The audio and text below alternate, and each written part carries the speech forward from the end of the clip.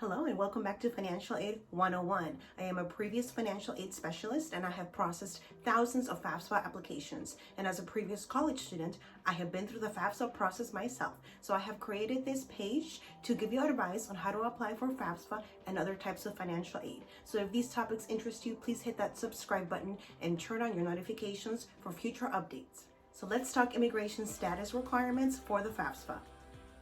So in order to be eligible for the FAFSA, you must meet certain immigration status requirements. So you have to be either a US born citizen or a naturalized US citizen. Now, your parents are not required to be US citizen, but you as the applicant do have to be a US born or US naturalized citizen.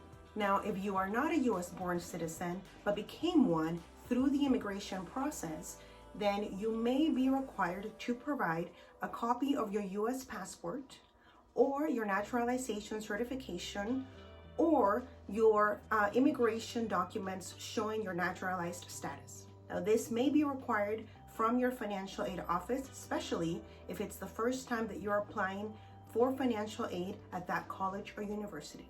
Now, if you are not a US citizen, then you must be a permanent resident, aka you must have a green card. Now, again, your parents are not required to have a green card or have permanent resident status for you to qualify for financial aid via the FAFSA.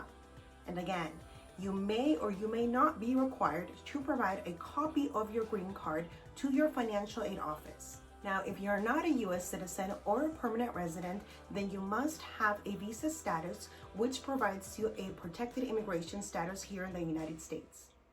Some examples are refugee or asylum status. Now, I will provide a link in the description below to a federal government website where you can go and see if your visa makes you eligible to apply for the FAFSA. There are several types of visa statuses which may make you eligible for FAFSA, so it's important that you double check if you're not sure. And I just want to emphasize that if you're a dependent student who is required to provide information regarding your parents on your FAFSA, your parents are not required to have any of these immigration statuses in order for you to be considered for financial aid via the FAFSA. However, you as the applicant of the FAFSA do have to have one of these U.S. immigration protected statuses in order to be considered and potentially eligible for financial aid via the FAFSA.